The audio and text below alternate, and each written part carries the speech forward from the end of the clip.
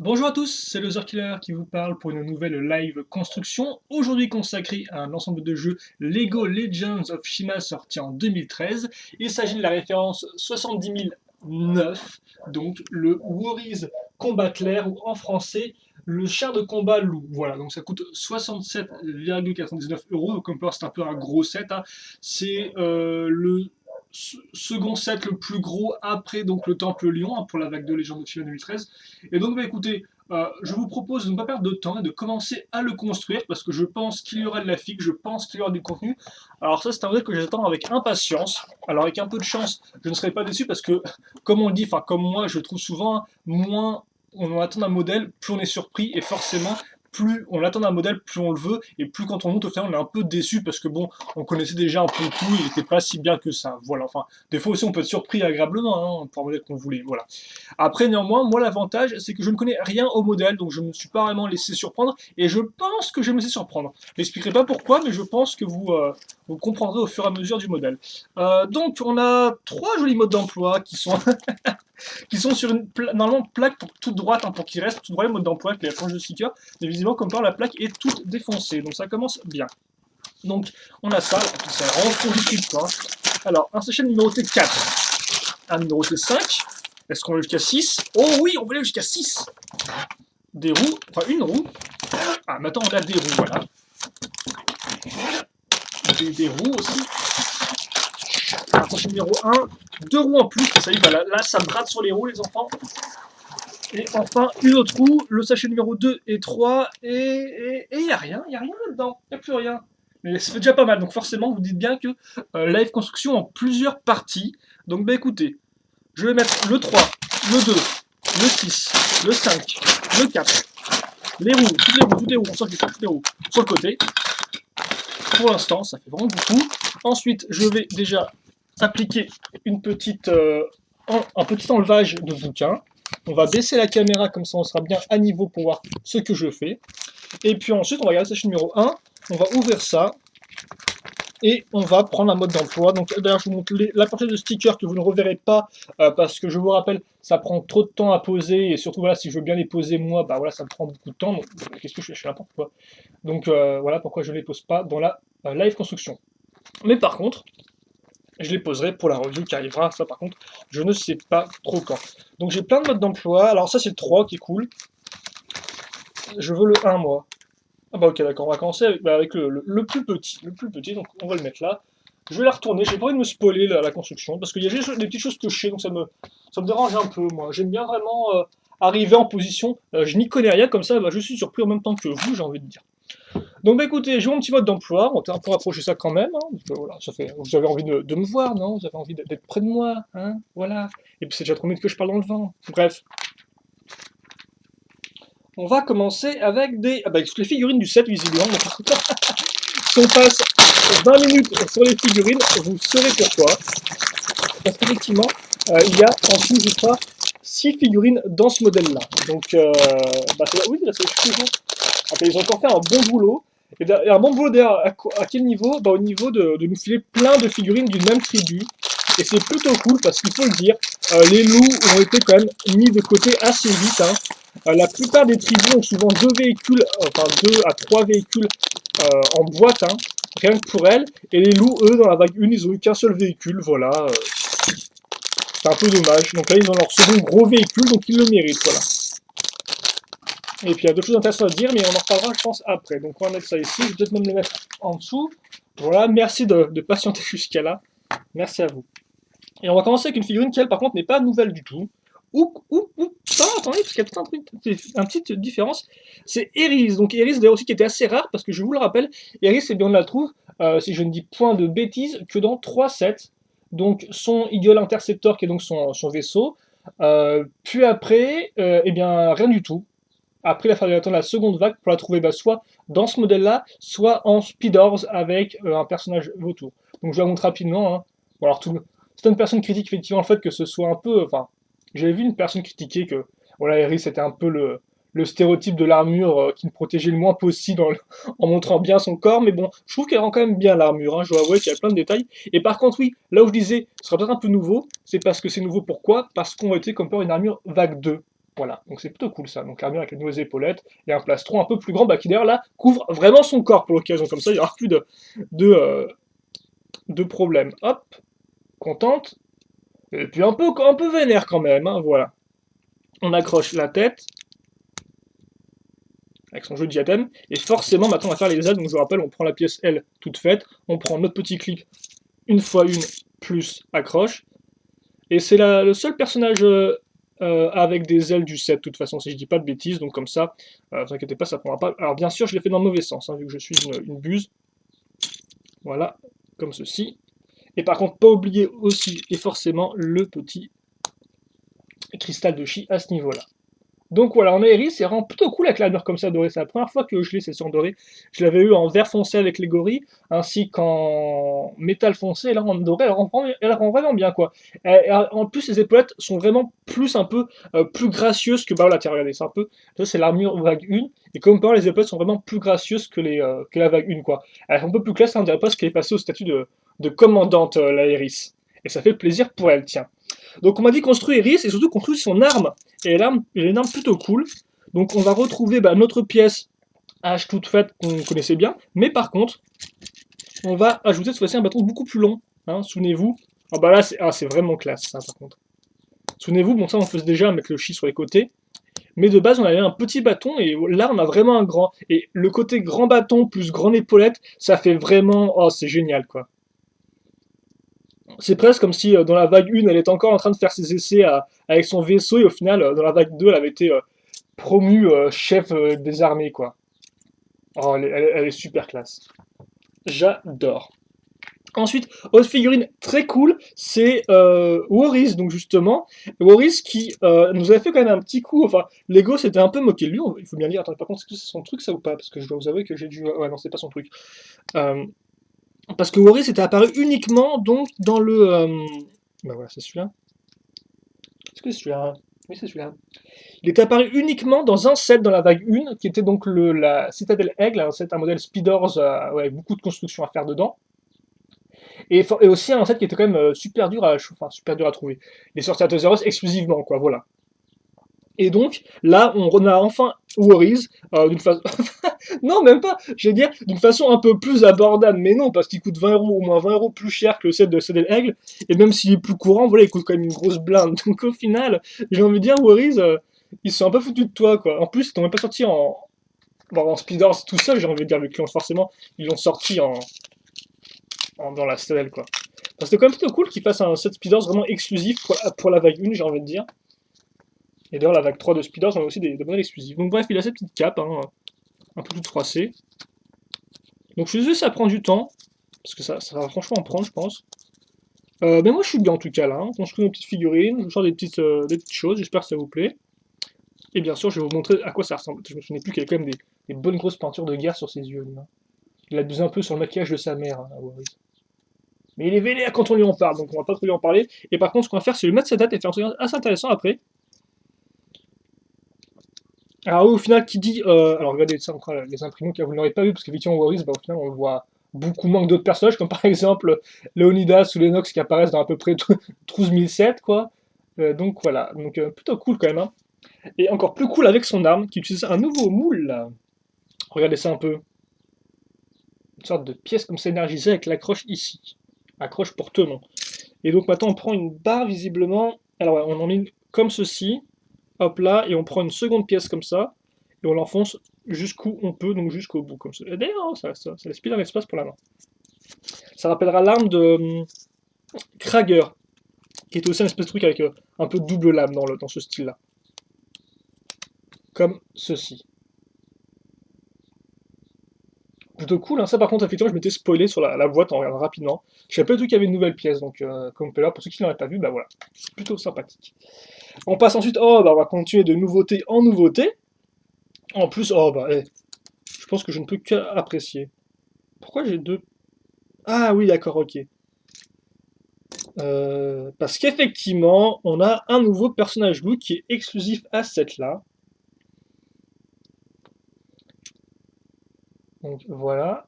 Comme vous pouvez le voir là, elle a vraiment une belle armure par rapport aux autres personnages look. Bon, c'est vrai qu'effectivement, Warriors a aussi une jolie armure, mais elle a une très jolie armure. Oh, les petites dagues dans le dos qui vont bien. Ça lui va bien en plus, je pense. Elle a même droit à une cape, car oui, effectivement, bon, j'ai un peu, je me suis un peu marché dessus, mais oui, je sais pas comment j'ai fait pour marcher dessus, mais voilà. Euh, mais c'est une fille, c'est pour ça que j'ai dit elle, ça semble logique. Et donc, bah, tiens, on va mettre, vous avez soit un peu genre sérieuse, vénère, genre est-ce que tu te fous de ma tronche, et puis vous avez version un peu qui va déchaîner ta rage contre toi. Et donc, ce qui est cool, c'est surtout qu'on va mettre la tête. Oh bah, allez, ah, bah ok, d'accord. Ils ont franchement, ouais, ils vont imprimer, c'est minimaliste. Hein. C'est vraiment la louve blanche, elle n'a aucun détail. C'est du niveau de, bah, du loup noir d'ailleurs qu'on va construire après, encore vous allez voir. En tout cas, c'est cool et c'est exclusif. Et en plus, donc voilà, une louve, toujours cool d'avoir des filles en plus, des personnages filles. Et donc elle a une arme qui est toute bizarroïde, je ne sais pas du tout ce que c'est que ce machin truc.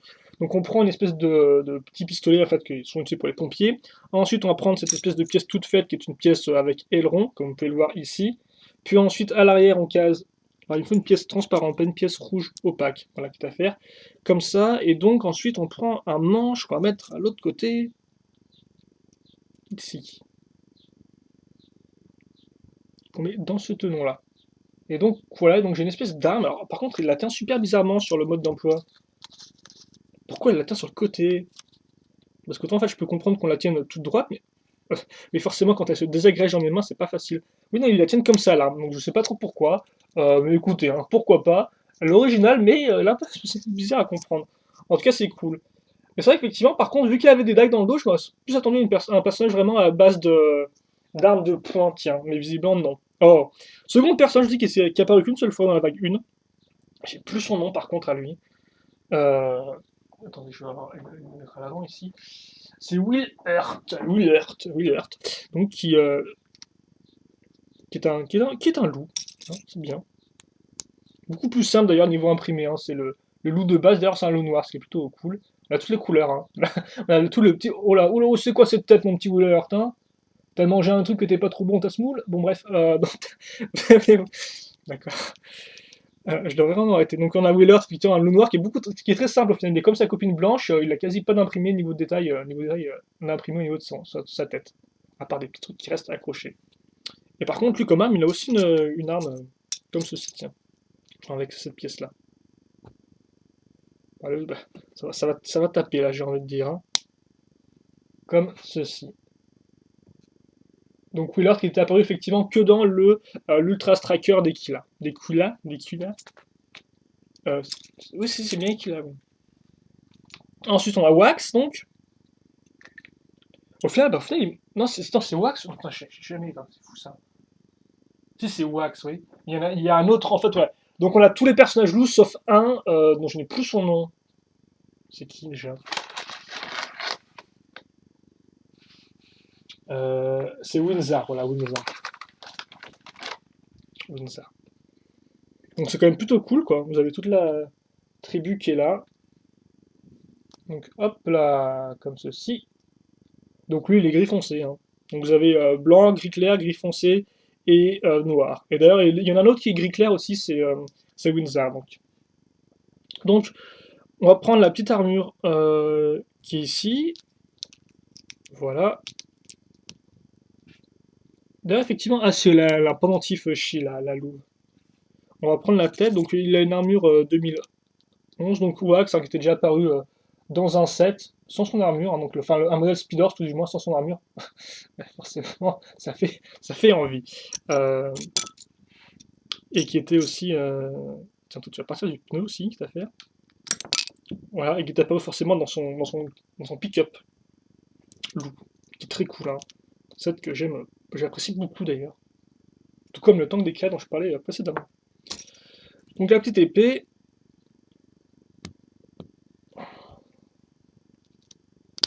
Donc c'est l'épée toute simple, hein, voilà, c'est Wax. Hein, Wax, c'est la première génération, rien qui n'a changé. Donc ensuite on va prendre, bah tiens, nouveau personnage, second nouveau personnage. C'est donc un gorille. Et oui, un gorille, ce qui est plutôt cool. Et donc ça fait que ce set-là, ainsi que le set du Mecha Gorille, vous avez tous les gorilles Shima en 2013. Donc voilà, comme vous pouvez le voir. Et c'est un gorille blanc d'ailleurs, ce qui est plutôt cool, hein. Oh, il est mignon là. Oh, il a un air gentil, même si des fois il est un peu débile, hein. Et voilà, comme ceci. Ouais.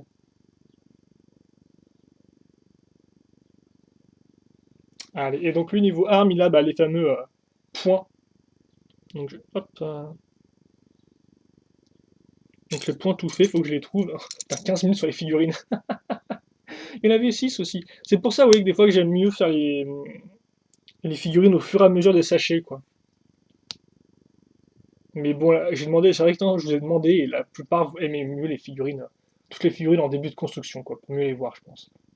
Parce que ceci, c'est quand même très important, il y a beaucoup de gens qui aiment les figurines. Ouais, par exemple, je connais bien Sub, hein, qui est un gros passionné de figurines. Donc bref, comme vous avez pu le voir, on a fait donc des petits points très sympathiques avec une seule accroche. Et donc on va commencer la construction enfin. Donc on a des roues visiblement, ce qui est une bonne chose, j'ai envie de dire. Donc allez, on va commencer non pas par des roues, mais avec une 2x8, comme on peut le voir ici. On va enchaîner avec un siège tout fait à ce niveau-là. Comme ceci. Voilà, donc siège space, donc tout noir. Hein. Ça y va. Alors par contre, peut-être on va. Oh non, on était. Oh, on est bien là. Je crois on est merveilleusement bien là. Des petites une fois une rouge, circulaire, suivie bah tiens, d'une 2x1 ici. Ensuite, dessus, on va caser cette partie-là. Et enfin, on va finir le tout. Et donc, on va dire, je sais pas si on peut dire mettre à niveau, mais en clair, on va faire la jonction entre le haut et le bas à l'aide d'une pièce pentue, donc qui fera un peu le lien entre les deux. Ensuite, niveau forme surtout, hein, forcément, des petites 1x2 avec pièces d'accroche femelle, comme on peut le voir, à clip, et ensuite à l'avant, ces petites pièces, donc 1x2 circulaires, comme on peut le voir, avec la petite forme un peu en escalier. Donc, nouvelle pièce pour 2013, je crois, si je dis pas de bêtises. Mais je peux me tromper, donc écoutez, c'est pas trop grave. Donc on a ça, maintenant on met cette pièce-là, donc accroche de roue, à l'arrière, et ensuite, donc on prend une nouvelle pièce d'accroche de roue, mais on va la mettre comme ça, donc je pense que ça peut être des roues ça par contre. On verra bien. Ensuite, on prend nos jantes et nos pneus, donc on les enfonce comme ceci. Et dans quel sens ça se met comme cela, avec la partie creuse vers l'extérieur. Et donc ensuite, ensuite on va prendre donc cette petite pièce là, ainsi que ce petit pneu là par contre, hop là, et on casse ça sur cette partie là qui est sous, pour les avions ça. Pour faire des petits trous d'avion, c'est la pièce à utiliser. Mais comme vous pouvez le voir, là on ne fera pas d'avion, parce qu'effectivement on fera un quoi? Un tricycle, et oui c'est le tricycle de la mort des loups. Donc voilà, ils ont des tricycles, donc ok, donc voilà, on a un véhicule, et vous savez quoi? Eh bien on va faire x2. Voilà, donc on va faire x2, écoutez. Assez rapidement, je pense là par contre. Hein. Parce qu'on connaît déjà bien le truc, et puis c'est pas spécialement non plus la construction la plus intéressante du siècle, je pense qu'on peut le dire. Hein. Mais vous allez voir, j'en dis pas plus, ce modèle-là partage quelques particularités avec le bateau croco de la vague 1. Donc c'est peut-être normal si on a ce type de véhicule-là, qui sont peut-être pas spécialement ultra travaillés entre guillemets, quoi, parce que là c'est un peu... C'est bizarre parce qu'il y a plein d'accroches dans tous les sens, quoi. Une accroche là, une accroche à l'arrière avec les trucs des roues, je comprends pas trop, quoi. Donc ensuite, c'était que ça comme ceci. Et puis pour le reste, au final, bah, on est très proche de la fin, donc il fallait juste mettre les roues maintenant. Comme... Il me restera quand même des pièces, donc je me demande à quoi ça va me servir, tiens. Ah, j'ai peut-être une petite idée. Voilà, comme ceci. Et comme cela. Voilà. Hop. Et donc, où j'en suis, moi? Bah, j'en suis là, tiens. Donc, j'en suis à la petite roue. Bon, en tout cas, comme vous avez pu voir, on a quand même une très belle sélection de figurines. Hein. J'ai envie de dire, vous en avez deux nouvelles qui sont très cool. Et vous avez presque tous les loups dans un seul modèle. Voilà, comme ceci. Donc, on a fait notre petit véhicule. Oh! D'accord, alors donc on a fait ça, donc voilà ce qu'on a pour l'instant. Ok. Ensuite, eh bien, on va prendre une 2x4, on va ensuite caser ces pièces-là à l'aide d'une accroche avec un seul tenon, donc on peut un peu bouger comme ça, peut-être qu'on les remettra ensuite mieux. Déjà, on va mettre des 2x1, donc déjà ça permettra de les maintenir un peu plus en place, comme vous pouvez le voir à ce niveau-là. Puis, on prend des 1x3 lisses qu'on case ici et là, Et enfin, à l'arrière, on case donc des 1x2 avec tenon au-dessus et sur les côtés, comme vous pouvez le voir. Donc je ne sais pas trop à quoi serviront ces tenons sur les côtés. Puis on casse des petites pièces blanches, donc pentu circulaire 1x4. Pentu circulaire, non, pentu courbé, excusez-moi.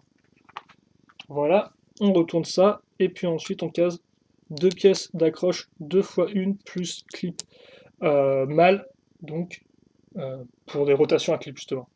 On fait en sorte de tout bien maintenir en place avec une 1x4, et quitte à faire aussi, on case une petite pièce rouge comme ceci qu'on met à ce niveau-là.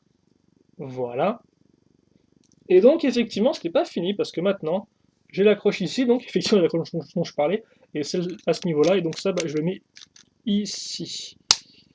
Et je pivote. Et donc voilà mon véhicule qui est déjà un peu plus complet, comme vous pouvez le voir, hein, avec un vrai cockpit. Et donc forcément, je suppose des espèces de pseudo-dents en fait, hein, ici, voilà. Et donc ça, on le fait x2 là encore. Donc on va s'appliquer à la tâche. Alors par contre, ouais, c'était comme ça, si je ne dis pas de bêtises. Et comme ceci. Voilà. Comme ça. Hop. Ensuite, en dessous, il y avait les petites pièces comme ceci. Et par contre, il me reste encore des pièces. Donc, est-ce que je me serais vautré quelque part? Des pièces que je sais bien qui sont en total double. Alors, attendez. Donc ça, non pas ici, mais plutôt ici. Sur mon second véhicule, donc qui est à ce niveau-là. Voilà. Et donc voilà pour le second véhicule. Et donc après... Alors normalement, on va mettre des stickers d'ailleurs ici et là sur les deux. Hein. Donc allez-y niveau stickers. Donc effectivement, il me manque des pièces ou quoi, hein? Bah je comprends pas. À moins qu'on l'utilise par la suite. Bah attendez. Parce que comme on peut le voir, il me manque une... Bah c'est fou ça. Alors souvent, effectivement, je me trompe et j'oublie des pièces. Bah, alors comme vous pouvez le voir, donc les cristaux, on n'a pas parlé avant, donc ok, c'est cool. D'ailleurs, vous remarquez, on a un hangar de pièces, hein, c'est un gros set. Donc oui, effectivement, des cristaux qu'on a là, c'est cool. Donc après, les petites pièces, effectivement, comme le pneu ou les manches, ça, c'est normal, ok, pourquoi pas. Par contre, ce qui est moins normal, c'est qu'effectivement, on a deux tronçonneuses qu'on n'a pas utilisées du tout. Donc je ne comprends pas. Bon, c'est pas grave, je vais mettre ça de côté, peut-être qu'on y sera parfait pour un autre chose, mais ça me semble un peu bizarre. Bon, 22 minutes, j'ai envie de dire, on a quand même fait assez peu de construction par rapport aux figurines. Donc, bah écoutez, on va continuer, on va faire session numéro 2 et finir le petit mode d'emploi, et puis on se quittera là-dessus pour cette première partie de la construction. Allez.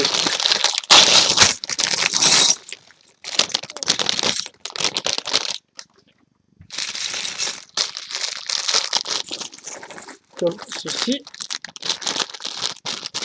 Et donc, bah écoutez, on est parti, hein. On est tipard, comme diraient les jeunes de l'an 90. Et donc on les tipare où? On les tipare avec une 2x6 qu'on met comme ceci. Ensuite on va prendre des pièces avec des tenons au-dessus et sur les côtés. Comme vous pouvez le voir, on va en mettre des deux côtés d'ailleurs. Donc il faut juste que je trouve la seconde qui est ici. Voilà. Ensuite on va prendre une 4x4 plutôt qu'on va mettre ici. Comme cela. Ensuite on va prendre une pièce pentue inversée 2x3 qu'on met vers l'arrière. Ensuite, il est temps de relier ça à ça. Donc, on va prendre une pièce un peu comme ceci en escalier, donc un peu spéciale, une espèce de pièce un peu une plaque en S, j'ai envie de dire. C'est un peu une forme de S ou de Z ou de ce que vous voulez. Et puis, comme on a ça, on va pouvoir couvrir un peu les côtés à l'aide de pièces à nouveau qui partent un peu en biais, donc forcément qui suivent un peu la forme de notre pièce pentue inversée, ce qui est plutôt cool, je dois vous avouer. Bonne petite idée pour bien remplir le tout et suivre la forme générale. Et donc, visiblement, on va continuer à s'élever à l'arrière à l'aide d'une 2x3, puis d'une petite 2x1 tranche. Ne pas oublier la brique 2x2 qui viendra se mettre à ce niveau-là, suivi à nouveau donc d'une pièce pentue inversée ici. Donc, et d'ailleurs, on va faire comme avant, pour bien tout maintenir en place, on va reprendre une pièce comme ceci, qu'on case à ce niveau-là. Donc vraiment, le tout en escalier, comme vous pouvez le voir, hein. Et puis d'ailleurs, regardez, on va aussi faire quelque chose qu'on a déjà vu par le passé, on va reprendre des pièces comme cela, donc par contre à ce niveau-là, cette fois-ci en gris foncé comme vous pouvez le voir, qu'on casse bien sûr des deux côtés. Donc ici et là, puis la petite... Alors, il faut effectuer une pièce rouge, donc qui est une pièce qu'on a déjà vue par le passé, c'est celle-ci, comme vous pouvez le voir. Et donc ensuite, il me faut des 2x2 qu'on va caser moi, ici, tiens, pour l'instant, que rien vraiment pour recouvrir tout ça, hein. Alors effectivement, c'est plus pour mettre à niveau, et mettre à niveau pourquoi? Et bien simplement pour relier cette partie-là et cette partie-là à l'aide d'une pièce 2x2 lisse, grise claire, comme ceci. Bien sûr, on fait des deux côtés, hein, je ne vous montre pas, mais je fais la même chose de l'autre côté. Puis ensuite, on va prendre une pièce... Attendez, par contre, effectivement, il faut que je le fasse à part, je ne peux pas le faire directement à même le truc. Donc une 2x6, puis ensuite je prends les 2x2 lisses, comme ceci, à l'arrière, comme vous pouvez le voir, enfin sur le dessous de la pièce, si je puis m'exprimer ainsi. On prend ça comme ça, et je le case ici, hop là, comme ceci. Ensuite, je prends des pièces pentues, donc des 2 x 1 x 1 au bout x 2 en hauteur. Là encore, des deux côtés, ça va bien, comme ceci. Plutôt cool, hein, pour l'instant, je trouve ça assez fun à construire, et c'est vraiment solide, quoi. Ensuite, une 2x4 qu'on va caser à l'avant, et encore plus à l'avant de nos 2x4, on va caser une petite pièce, une x 2, pentue de façon horizontale, puis quitte à faire, comme on sait tous, on va prendre un volant. Parce que je sais pas si vous avez vu quel type de véhicule on est en train de construire, en fait, là, mais le volant n'est pas spécialement super adapté à ce type de véhicule, j'ai envie de dire. Ensuite, on prend des pièces, ah bah tiens, bizarre, tiens, donc des grandes pièces lisses avec les petits clips au bout, comme vous pouvez le voir, on les accroche sur le côté, donc je sais pas trop à quoi elles serviront. Assez bizarre de voir la plaque comme ceci à ce niveau-là. Puis ensuite, une bonne plaque 2x12, je dirais, si je ne me trompe pas. 2x12 donc, et à l'arrière de notre 2x12, on va prendre ces petites pièces-là, donc des 2x1 avec des accroches sur les côtés, comme vous pouvez le voir ici, hein, ok, on n'aurait pas vu, mal vu. Et d'ailleurs, on va directement utiliser l'accroche, enfin une des trois accroches, avec des panneaux de signalisation, donc qui ressemblent à ça, et que nous on va accrocher comme ceci. Voilà, donc avec la pointe qui met, enfin avec la pointe qui va vers l'arrière, mais tu me diras, il y a 3 points, donc en clair, c'est un peu nul de dire qu'il pointe vers l'arrière, quoi. Bref, comme cela, voilà. Plutôt cool, hein, ça donne une forme assez, assez intéressante, je trouve. Et donc visiblement, c'est tout pour notre structure, et donc bon, je pense que vous avez compris ce qu'on va construire, mais néanmoins, pour ceux qui ont encore un peu de mal à se décider, je vais continuer la construction sans vous en parler. Donc la construction maintenant m'invite à faire une sous-étape en commençant avec une pièce 2x1 avec tenons sur les côtés et bien sûr au-dessus. Donc on prend ça, ensuite on prend deux pièces charnières comme ceci qu'on va caser là et, je vous ai dit qu'il y en avait deux à la seconde, attendez un peu, elle arrive là, voilà. Ensuite on va recouvrir cette partie-là à l'aide d'une seconde pièce comme ceci. Puis on va enchaîner avec quoi? Bah avec des 1x4, écoutez, en lisse. Et des pièces charnières, mais rouges cette fois-ci, donc qui se mettront à ce niveau-là. Voilà, et continueront ici. Comme ceci. On prend les 2x1. Hop, et ensuite on va prendre une pièce qui n'est pas une 2x1, donc une pièce donc comme ceci. Voilà. Et puis écoutez, on va remettre la petite vitre à la vision, c'est la mode, la petite vitre rouge comme ça et tout, là c'est tendance chez les loups. On prend ensuite une petite pièce pentue au bout, comme ceci, voilà, qui remonte un peu vers l'avant. Et en parlant d'avant, maintenant on retourne cette partie-là plutôt. On casse des pièces pentues inversées, 1 x 3. Voilà. Et ensuite on va prendre des petites pièces d'accroche qu'on a déjà utilisées par le passé, donc 2 x 1 plus clip pour une accroche rotation, enfin, une accroche mâle pour une rotation à clip. Voilà, c'est plus simple comme ça aussi. Je vais y arriver, j'ai du mal au bout d'un moment avec tous mes noms de pièces à rallonge, hein. Et vous aussi, je pense. Mais à force d'entrer de façon subconsciente dans vos petites têtes. Donc je retourne, donc j'ai ça, c'est magnifique. Enfin, j'ai un truc qui part dans tous les sens. Mais pas pour longtemps, parce qu'effectivement, maintenant, donc, on va prendre ça. Alors attendez. Donc j'ai accroché les deux trucs ici. Et comme vous pouvez le voir, alors maintenant, effectivement, c'est à moi de bien placer le truc, sinon ça se vautre dans tous les sens. Comme ceci. Donc voilà un peu à quoi ça ressemble dessous, hein. Et donc oui, effectivement, les seules accroches, ce sont celles-ci, ce sont ces clips-là. D'ailleurs, vous pouvez voir, on peut ouvrir ça. Donc ouverture de cockpit, j'ai envie de dire. Et donc c'est tout, hein.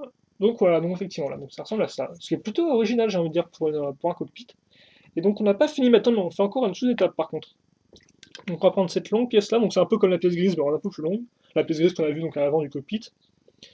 Maintenant, dessus, on va caser cette pièce-là, donc une 2x1 avec accroche femelle pour rotation à cran. Une 2x3 maintenant. Une bonne 2x8 à ce niveau-là. Et là, des grandes briques pentues courbées, comme on peut le voir ici et là. Normalement, tout ça mettre un sticker sur votre 2x2 lisse à ce niveau-là, voilà. Et donc, ça, eh bien, une fois que c'est fini, et c'est fini d'ailleurs, eh bien, on le case à ce niveau-là, si je ne dis pas de bêtises. Donc, visiblement, on va laisser cet espace-là avec les tenons tout vide, comme ça aussi. Pas de décoration ni rien, donc attendez, je mets ça un peu hors caméra, excusez-moi. Voilà. À quoi ça ressemble pour l'instant. Donc, bah, écoute, on est plutôt bon. Et maintenant, Lego me dit, ah bah, je comprenais pourquoi il y avait effectivement pas de, il y avait rien dessus. Parce que maintenant, ce qu'on fait, c'est qu'on prend donc deux pièces 2x1 rouge. On prend cette grosse pièce 2x2, et comme on peut le voir, au bout, une accroche mâle, donc pour rotation crantée, pour des rotations crantées, voilà, comme ceci. Et donc, en dessous de ça, on case une pièce 2x2 avec un... C'est bizarre, tiens, tout ça. Oh! Non, c'est bizarre, mais je viens de comprendre. Je viens de comprendre. Donc on a ça, et donc ça on le met ici, hein, les deux forcément, mâle, femelle, et c'est des rotations crantées, donc ils ont tout fait pour s'entendre ensemble. Et donc j'ai juste mis ça ici, hein, j'ai pas touché à plus que ça. Maintenant ce qu'on va prendre, c'est donc cette pièce-là, donc une grande pale, comme vous pouvez le voir. Tadam, tadam. Ouais, bref, une grande pale, et donc on case une 2x1 avec un tenon dessus, et ici et là.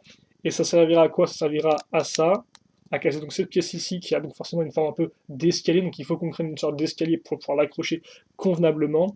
On met une accroche comme ceci, donc avec une rotation mâle crantée et d'autre côté un truc cruciforme. Voilà, on a ça, on a ceci, et donc maintenant on va le faire x2. Vu qu'on aime bien les x2, on aime bien. Des fois on s'en plaint un peu, mais au final on aime bien en faire, je sais. Je sais au fond de vous que vous aimez les x2. Voir les x4, les x6, les x8, les x12, etc. Donc on fait ça x2. Ensuite, on accroche ceci à cette pièce technique, donc qui est une pièce à angle de 1. Un angle, pourquoi? Parce qu'il y a le numéro de l'angle en fait, qui est 2, voilà. Pas une à 2, effectivement. Une, c'est quand vous avez juste ça, quoi. Juste le trou et une seule accroche. Là, on a deux accroches, donc 2, attendez. Donc on prend ça, c'est cool. Accroche femelle, euh, ici et là, c'est l'accroche mâle, donc ça, je le mets à ce niveau-là. Comme vous pouvez le voir, je le clipse. Et maintenant, je pivote ceci et j'ai mon hélicoptère qui est fini. Parce que oui, effectivement, on construisait un hélicoptère. Alors par contre, effectivement, c'est un peu... c'est l'hélicoptère fusée, j'ai envie de dire, parce que, et d'une, il n'a pas de train d'atterrissage, et deux, il n'a pas non plus de petite hélice à l'arrière pour pouvoir voler convenablement. Donc en clair, c'est vraiment l'hélicoptère... c'est genre, il a un look futuriste, mais niveau mécanisme, il est un peu dans le passé, j'ai envie de dire, quoi. Enfin, il est plutôt cool, l'hélico. Plutôt grand et tout, et puis le cockpit qui s'ouvre comme ça, c'est plutôt sympathique.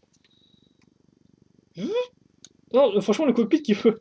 C'est super marrant, ça, je trouve, hein. Enfin, je sais pas si de base dans la série il s'ouvre comme ça ou quoi que ce soit, ou si c'est prévu qu'il s'ouvre comme ça de base, mais je trouve ça assez rigolo. Et donc, oui, par contre, effectivement, avoir un volant pour un, un volant pour un hélicoptère, j'ai des gros doutes quant à la faisabilité de la chose et quant au fait qu'il survive longtemps dans les airs. S'il arrive néanmoins à s'envoler, hein, sans petite hélice à l'arrière et sans contrôle, sans vrai contrôle d'hélicoptère, quoi. C'est tout, voilà.